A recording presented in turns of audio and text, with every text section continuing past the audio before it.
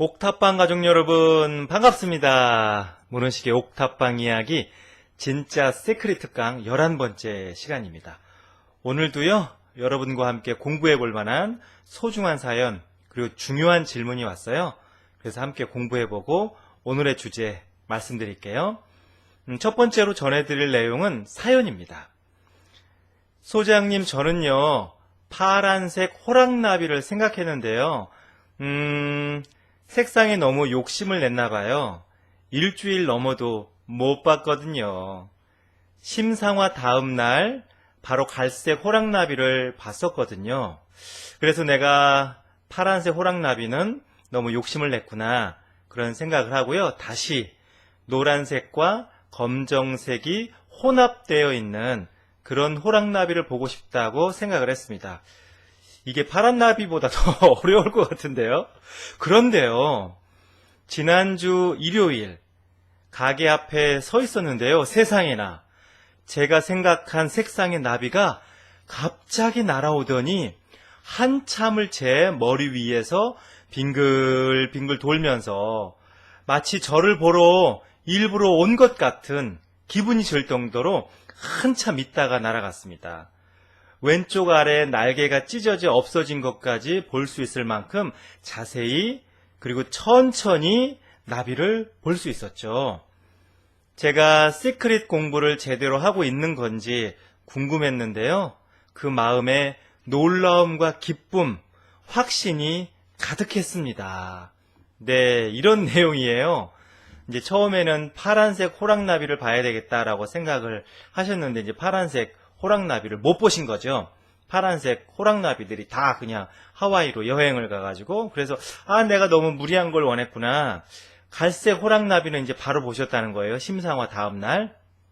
그래서 이번에는 파란색 호랑나비가 아니라 노란색하고 검정색이 혼합되어 있는 그런 호랑나비 한 마리를 봐야겠다라고 생각을 했는데 일요일날 가게 앞에 서 있는데 그 호랑나비가 마치 언니 나 여기 있어요 하면서 자신의 존재를 일부러 확인시키고 드러내고 보여주기 위해서 찾아온 것처럼 한참을 이 사연의 주인공의 머리 위에서 빙글빙글 돌다가 이제 이 사연의 주인공이 네가 나타났구나 세상에. 그래서 날개가 살짝 찢어진 것까지 다 확인을 하니까 이제 호련히 또 허공 속으로 사라진 거죠.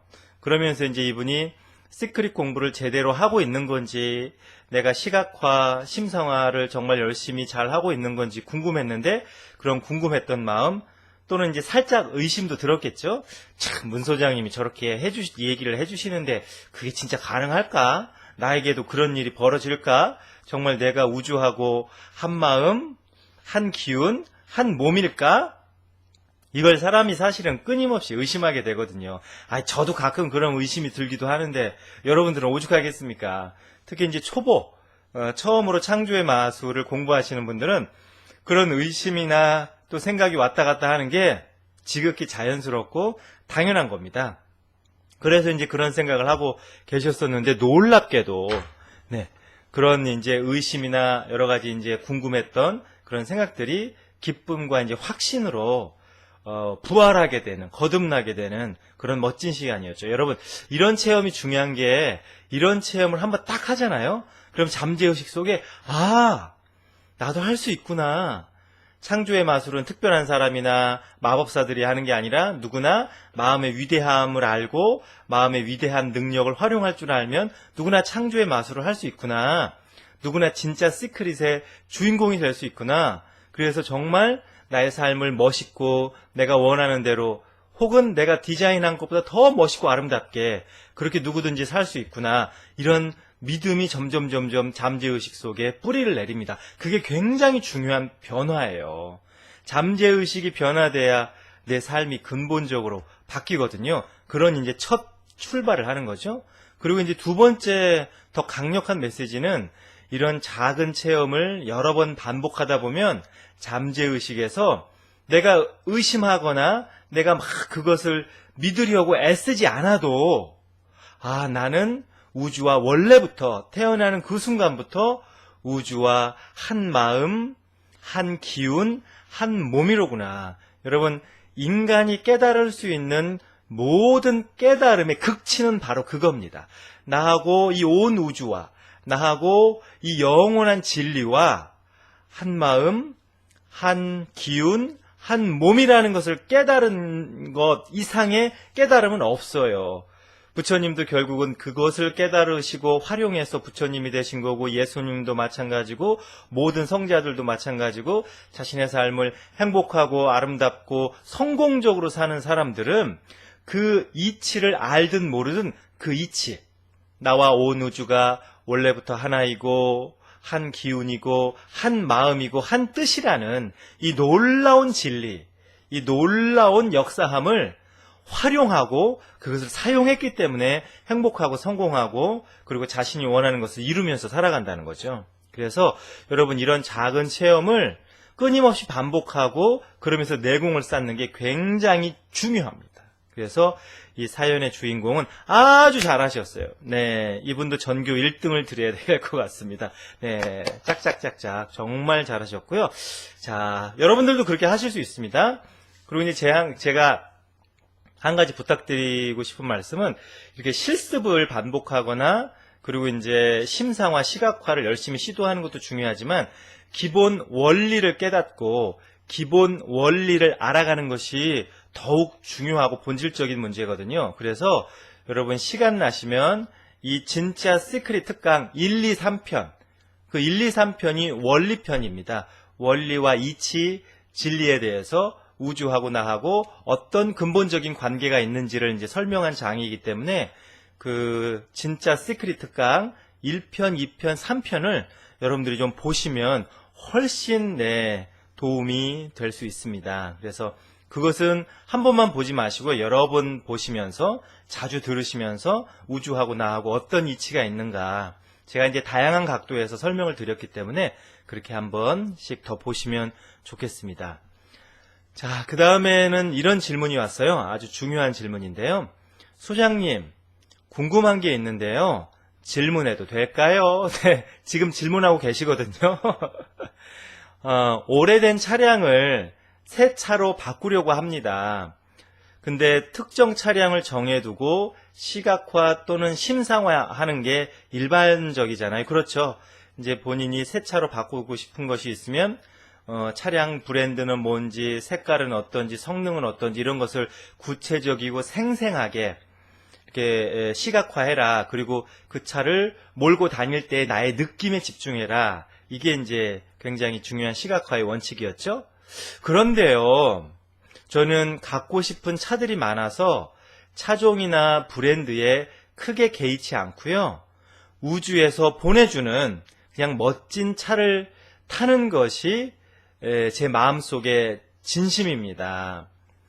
제가 선택하는 것보다 저에게 더욱 잘 맞는 차를 타게 되리라는 믿음도 있고요. 이런 행동이 너무 막연한 건지 소장님의 의견 부탁드립니다. 감사합니다. 네, 이분은 그 내어 맡김, 우주에 맡기기를 이제 벌써 실행하시는 거죠. 근데 이제 그런 이유가 내가 갖고 싶은 차량이 너무 많아요. 여러분, 그럴 때 있잖아요. 이것도 나름대로의 장점이 있고, 이것도 나름대로의 특징이 있고, 이것도 나름대로 개성이 있어서 정말 뭘 어떻게 선택해야 될지 딱히 정하지 못할 때, 그때는 정말 우주가 알아서 해주십시오. 사실은 제가 갖고 싶은 게 너무 많고 다 나름대로의 성능과 특성이 다르고 비슷비슷해서 특정한 하나를 제가 선택을 못 하겠습니다. 그러니까 당연히 이제 구체적인 심상화, 시각화가 안 되는 거죠. 이제 갖고 싶은 것도 너무 많고 그리고 이제 차량들의 종류가 너무 많으니까. 그러니까 그냥 우주께서 생각하시기에 저에게 가장 걸맞는, 제가 정말 운전하기 좋은, 이건 정말 안성맞춤이야 할 수 있는 것을 우주가 알아서 보내주십시오. 그리고 알아서 정말 제가 기뻐할 수 있는, 잘 사용하고 활용할 수 있는 좋은 차를 보내주시리라 믿습니다 하면서 이제 그 믿음의 뿌리도 굉장히 이제 깊은 거예요. 근데 이제 한편으로 이런 생각과 의심이 드는 거죠. 내가 너무 막연하게 심상화를 하고 있나? 소장님께서 시각화를 할 때는 늘 구체적이고 생생하게, 그리고 그것을 소유하게 됐을 때 내 삶이 어떻게 달라지고 그리고 어떤 느낌을 느끼게 될지 거기에 집중하라고 하셨는데 내가 이렇게 막연하게 주문하면 막연한 결과만 오지 않을까? 이제 이런 걱정이 좀 되시는 거죠. 근데 이분은 시각화를 막연하게 한다기보다는 내어 맡기기 기술, 테크닉, 이게 굉장히 고급 테크닉이거든요. 내어 맡김은 이제 그 네 번째 단계에서 주로 하게 되는 그런 이제 방법론인데요. 그걸 이제 사실은 월반하셔가지고 진도를 앞서서 나가시는 거죠. 그 태도와 마음은 굉장히 좋습니다. 왜냐하면 믿음이 있기 때문에 우주가 정말 나에게 딱 맞는 걸 주신다는 믿음이 있기 때문에 가능한 거예요. 그런 믿음이 없으면 내어 맡기기, 내려놓기는 하면 안 됩니다.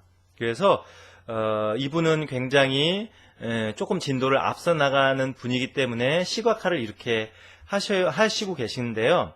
제가 이제 말씀드리고 싶은 것은 그럼에도 불구하고 기본적인 틀은 정해야 합니다.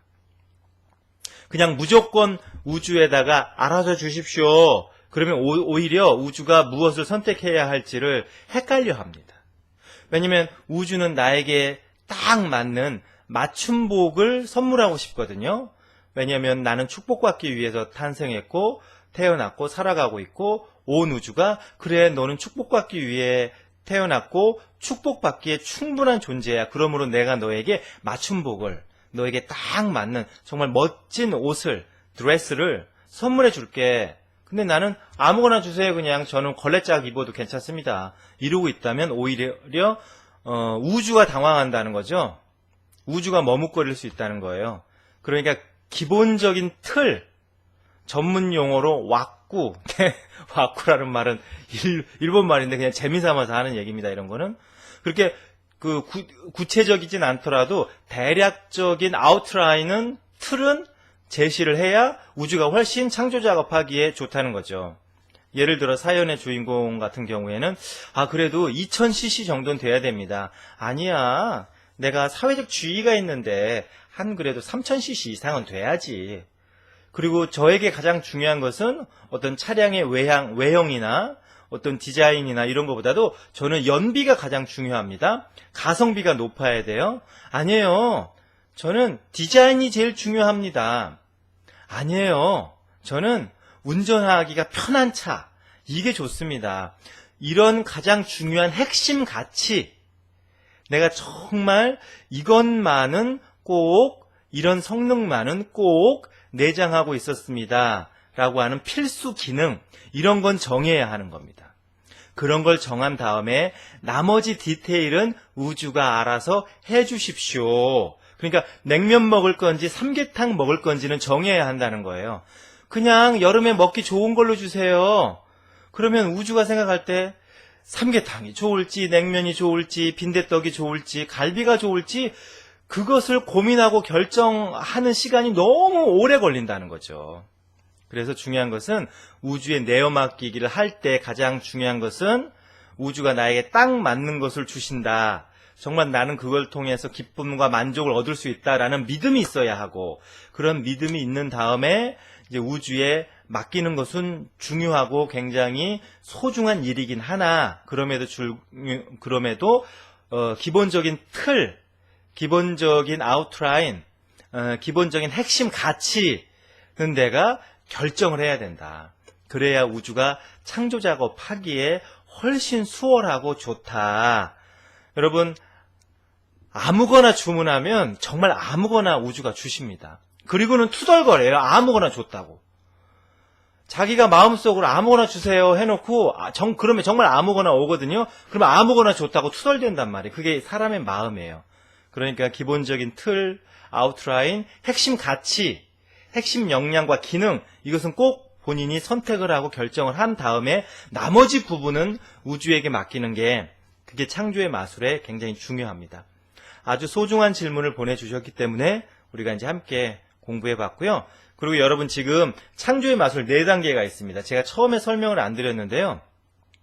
창조의 마술, 진짜 시크릿을 통해서 내 삶을 더 행복하고 아름답게 가꾸려면 네 단계로 그 과정을 밟아가야 하는데요. 첫 번째가 이제 시각화입니다. 우리가 몇 주를 통해서 실습도 해봤고, 제가 이제 여러 가지 평가도 해드리고, 또 이제 조언도 해드렸잖아요. 그게 이제 시각화. 그리고 오늘 할 게 중요한 게 뭐냐면 증폭하기입니다. 시각화, 증폭하기. 그리고 증폭하기 다음에 허용하기, 허용하기 다음에 내려놓기. 시각화는 창조의 마술은 이 네 단계를 거치면서 자신의 삶을 스스로 긍정적이고 경이롭게 아름답게 창조하고 바꿔가는 거예요. 자, 여러분 쪽지 시험. 창조의 마술 네 단계가 뭐라고 그랬어요? 한번 대답해 보세요. 제가 잠깐 기다릴게요. 네네네. 다 잘하고 계시는군요. 시각화, 증폭하기, 허용하기, 내려놓기. 이 네 단계를 거치면서 시각화가 아니라 창조의 마술, 진짜 시크릿은 완성한다. 여러분, 이것도 이렇게 네 단계로 이렇게 나눠서 체계적으로 말씀드리는 강사가 이 지구상에 별로 없다는 사실인데 아셔야 합니다. 농담이었고요. 자, 그러면 오늘은 이제 두 번째. 이게 이제 창조의 마술 실습편에 시각화했고, 그 다음에 증폭하기입니다. 증폭하기는 뭐냐면 시각화의 에너지를 키운다는 뜻입니다. 시각화의 힘을 강화한다는 의미예요. 여러분, 시각화는 뭐냐면 불씨를 당긴 겁니다. 겨울날 이제 너무 추워가지고 아궁이에 불을 떼야 돼요. 그래서 성냥을 탁 그었어요. 그게 시각화라는 거예요. 내가 원하는 게 어떤 것이고, 내가 창조하거나 드러내거나 끌어당기고 싶은 것이 무엇인지 탁 하고 성냥불을 그었단 말이에요. 그게 이제 시각화예요. 마음속에 탁 그 영상, 그 장면이 딱 이렇게 아로새겨졌죠. 그 다음에 어떻게 해야 돼요? 그 성냥불을 이렇게 쪼이면서 아이고 따뜻해라 그럴 수는 없죠. 그 불씨를 키워야 하죠. 그게 증폭하기 과정이라는 거예요. 그렇게 불씨를 탁 키웠으면 그 불씨를 활활 타오르도록 살려야 합니다. 또 시각화는 뭐냐면 마중물이에요. 여러분, 예전에 시골에 가면 저도 이렇게 펌프질 많이 해봤거든요. 근데 그냥 펌프질 하면 안 돼요. 물 한 바가지를 부어야 됩니다. 마중물. 그러니까 우리가 어디 가서 손님 오시면 마중하러 간다. 그래서 다른 물을 마중해주는, 맞이하는 물이다. 그래서 마중물이에요. 말도 너무 예쁘죠. 정말 아름다운 언어거든요. 그래서 그 마중물 한 바가지를 펌프에 분 다음에 그 다음에 이렇게 펌프질을 해야 이제 콸콸콸콸 물이 솟는 거예요. 시각화는 그런 거라는 거죠. 여러분, 시각화는 시동 거는 겁니다. 자동차에 시동을 딱 걸었어요. 자동차에 시동을 건다고 자동차가 달려가지 않죠. 그것과 마찬가지라는 거죠. 자, 시각화는 불씨요, 마중물이요, 시동이다. 그러면 이것을 키워야 해요. 불씨를 키워서 활활 타오르게 해야 되고, 마중물을 부어서 열심히 펌프질을 해서 물이 콸콸 솟게 해야 되고, 자동차에 시동을 걸었으니 악셀레이터를 밟아갖고 뭉 하고 이제 달려나가야 됩니다. 그러려면 뭐가 필요해요? 에너지가 필요해요. 에너지가. 증폭하기는 그 시각화로 켠 불씨, 시각화로 자동차에 딱 시동을 건 것, 이것을 이제 에너지를 통해서 실제로 앞으로 나아가게끔 키우는 과정이 증폭하기 과정입니다. 그래서 여러분, 불씨는 어떻게 해요? 불씨를 살리려면 지푸라기가 필요하죠. 막 건초를 갖다 대고 후 불어야 합니다. 그래야 불이 활활 타올라요. 또 이제 마중물을 붓고 나서는 계속 이제 펌프질을 하거나 모터를 돌리거나 해야 이제 물이 콸콸 나와요. 근데 시동을 걸었으면 이제 달려나가야 되는데 기름이 바닥이 났네. 전문 용어로 앵꼬가 났네. 네. 그럼 어떻게 해요? 자동차가 아무리 시동을 걸어도 달려나갈 수가 없습니다. 그래서 증폭하기 과정은 그렇게 시각화로 출발하고 시각화로 시작한 것이 실제로 창조를 하도록 이 우주가 내가 시각화한 것을 멋있게 내 삶 속에서 드러내고 내 삶 속에서 물질화하고 내 삶 속에서 현실화할 수 있도록 그 에너지를 증폭하고 키우는 과정이라는 거죠. 그래서 여러분, 시각화를 아무리 잘해도 증폭하기 과정을 반드시 거쳐야만 제대로. 그리고 여러분, 제가 늘 설명드리잖아요. 물 한 주전자를 데우는 에너지하고 목욕탕 전체 물을 데우는 에너지가 원리는 똑같아요. 물을 데우려면 불로 가열하면 됩니다. 그 원리가 똑같아요. 그러나 들어가는 에너지의 양이 다르다. 그러니까 나비 한 마리를 내 삶 속에 드러내는 원리하고 멋진 람보르기니, 벤츠나 이런 멋진 자동차를 내 삶 속에 드러내고 창조하고 끌어내는 것은 원리가 똑같다니까요.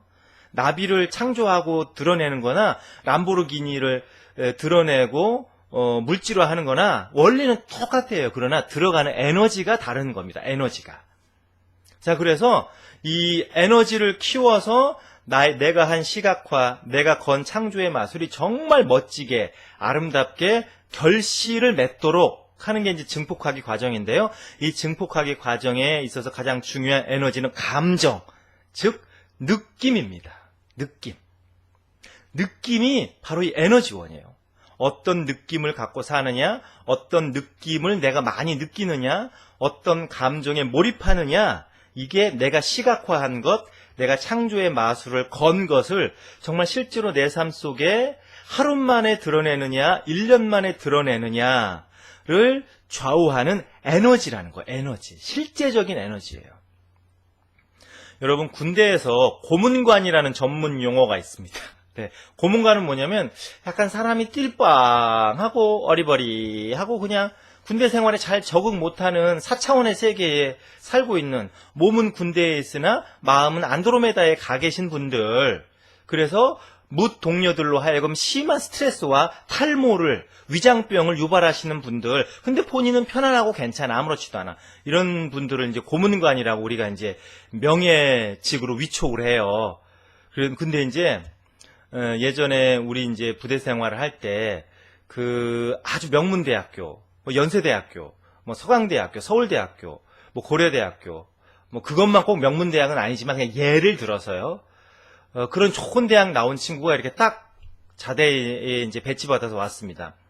그러면 고참들이 그래요. 야, 가방끈 왔다, 가방끈. 뭐 가방끈이 길다, 짧다, 그런 얘기 우리가 흔히 하지 않습니까? 야, 가방끈 왔어. 야, 저 녀석 고문관 될 거야, 고문관. 아무렇지도 않은 친구를 처음부터 그렇게 이제 낙인을 찍는 거예요. 그럼 우리가 야, 쟤 가방끈 길대, 분명히 고문관 짓 할 거야, 이렇게 이제 한두 명이 생각하기 시작하고 그것을 이제 말로 하기 시작을 합니다. 그러면 이제 그 친구한테도 야, 너 가방끈 길다고 고문관 짓 하면 안 돼? 그러면서 그게 하루아침에 그냥 쫙 전체 중대에 번지는 거예요. 그래갖고 아무렇지도 않은 친구인데 정말 군생활 잘하기 위해서, 열심히 하기 위해서 나름 각오를 다지고 또 입대할 때 혈서를 쓰고 그렇게 충정에 입각해서 조국 수호를 위해서 입대한 청년들도 사람들이 이제 고문관이래, 고문관 짓 할 거야, 아, 고문관이구만, 이렇게 하면 진짜 고문관이 돼버려요. 여러분, 저는 그런 거를 너무너무 많이 봤어요. 여러분, 그 자식들 중에도 아이고 저게 사람 노릇 할래나, 저게 언제 사람 되나, 그 친구 철이 잘 안 듭니다. 그럼 왜 그럴까요? 왜 그래요? 계속 에너지를 투입하고 있기 때문에 그렇습니다. 제가 고문관이야, 고문관일 거야, 거봐 고문관이잖아 라고 중대원들이 그 친구에게 계속 에너지를 주입하고 있는 거예요. 그러면 그 에너지가 증폭이 된단 말이에요. 그래서 여러분, 걱정하는 일은 어떻게 되든가요? 이렇게 하면 어떡하지? 나 떨어지면 어떡해? 나 이렇게 하면 안 되는데. 아이고, 우리 집 이러다가 풍비박산 나는 거 아니야? 막장 드라마 찍는 거 아니야? 라고 계속 걱정하면 그 일이 일어난단 말이에요. 대부분. 왜 그래요? 거기에 계속 에너지를 투입하기 때문에 그게 증폭됩니다. 증폭되면 빨리 일어나고 정말 그 에너지를 투입한 대로 제대로 내 삶 속에서 들어가는 거예요. 여러분, 가끔 삶이 힘들고 어려우면 컨설팅 받으러 가죠. 인생 컨설팅. 이 부채 흔들고 방울 흔들고 이렇게 작두 위에서 여러분 시퍼런 그 작두 위에서 그 리듬 체조 하시는 그런 자매님들 계세요. 형제님들도 있을 수 있죠. 처음에 들어가자마자 이거 속이 문드러졌구만. 속이 문드러지니까 그런데 카운슬링 받으러 가죠. 그렇게 반말로 시작하는 그런 자매님과 형제님들 계세요. 근데 그분들한테 우리가 인생 카운슬링 받을 때 막 부채 흔들고 쌀 뿌리고 이러면서 카운슬링 받을 때 좋은 얘기도 물론 해줘요. 자네는 이런 복이 있어. 근데 이런 거 조심해야 돼. 아주 뭐 구설수가 들었어. 뭐 어쩌고 저쩌고 뭐 관제수가 들었어. 그런 얘기는 머릿속에서 계속 맴돌아요. 그러니까 좋은 얘기는, 여러분, 보통 사람들은 좋은 얘기는 흘려듣고 안 좋은 얘기는 새겨듣습니다. 근데 행복하고 성공한 사람들은 반대로 해요. 좋은 이야기를 새겨듣고 안 좋은 이야기를 흘려듣거든요. 근데 대부분은 반대로 한단 말이에요. 좋은 이야기는 금방 잊어버려요. 그리고 안 좋은 이야기는 계속 곱씹고 생각해요. 그러면서 걱정합니다. 그러면 그런 일이 벌어져요. 왜? 계속 에너지를 투입하고 있기 때문에 그렇습니다. 여러분, 감정은요, 엄청난 힘과 위력, 에너지를 가지고 있습니다. 그 뇌에서도 이렇게 뇌파가 나와요. 전기 자기장이 나오거든요. 근데 뇌에서 발생하는 주파수 내지는 전기 자기장보다 심장에서 나오는 주파수 전기 자기장이 약 5,000배 강합니다. 이게 최신 이론이거든요. 그러니까 머릿속으로 5,000번 생각하는 것보다 가슴으로 한번 딱 진하게 느끼는 게 훨씬 중요하다는 거예요. 왜? 심장에서 발생하는 전기 파장이 뇌보다 5,000배 강하기 때문에. 그래서 여러분, 창조의 과정 중에 창조의 마술을 딱 건 다음에 어떤 감정 상태를 유지하는가가 그것의 성패를 좌우하는 겁니다.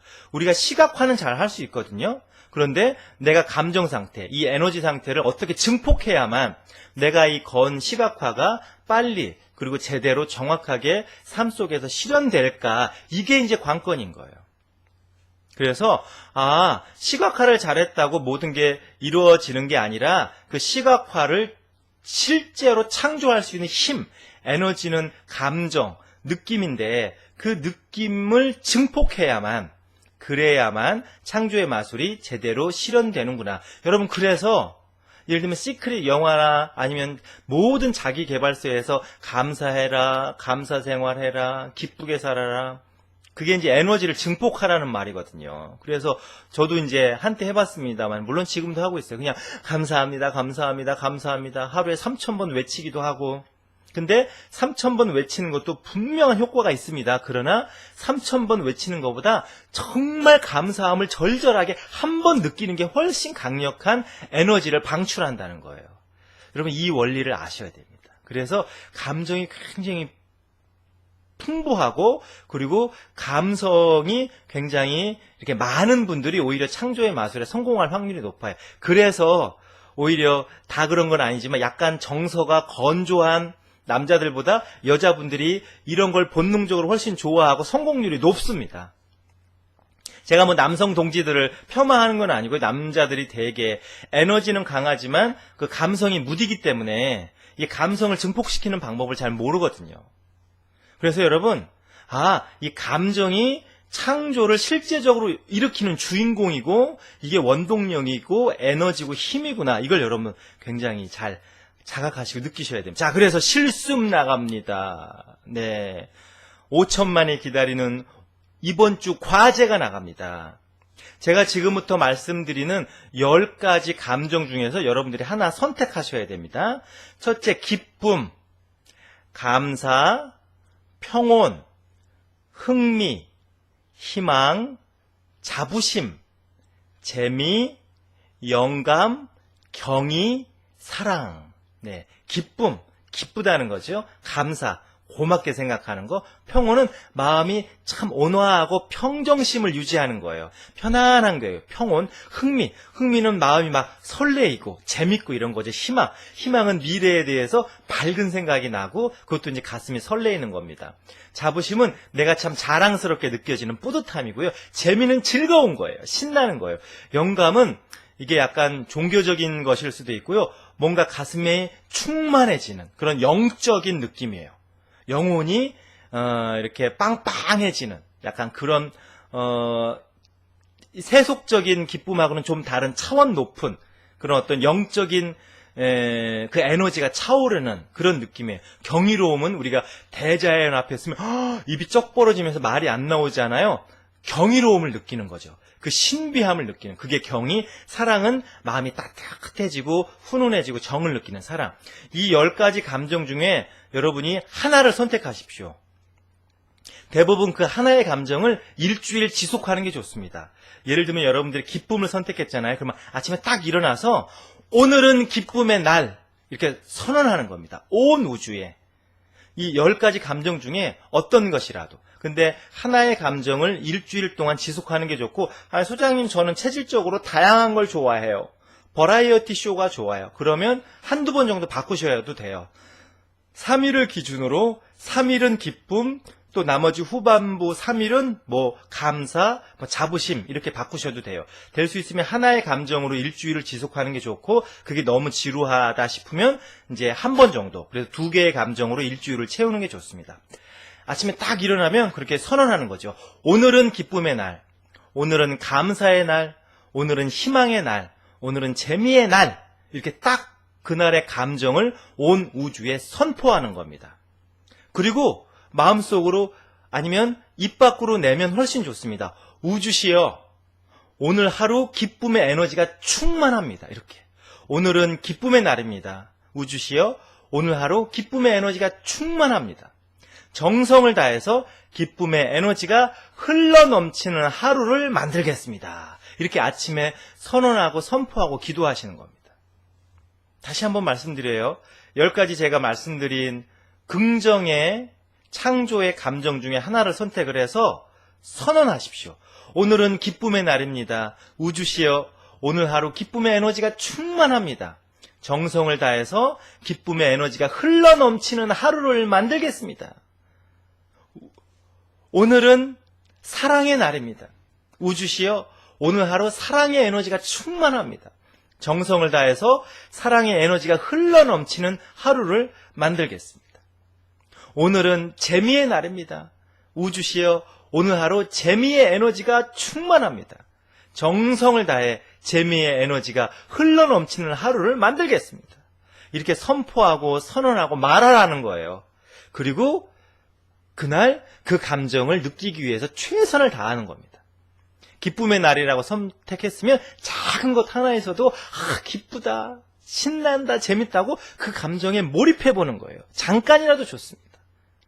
감사의 날이라고 선포했으면 정말 작고 사소한 것에서도 내가 이렇게 호흡을 들이마실 수 있는 것, 태양빛을 볼 수 있는 것, 비가 그친 것, 나에게 짝꿍이 있는 것, 맛있는 삼시세끼 밥을 먹을 수 있는 것, 내가 이렇게 글을 쓸 수 있는 볼펜이 있는 것, 뭐 하나라도 계속 감사의 에너지를, 감사의 그 느낌을 느낄 수 있도록 집중하는 겁니다.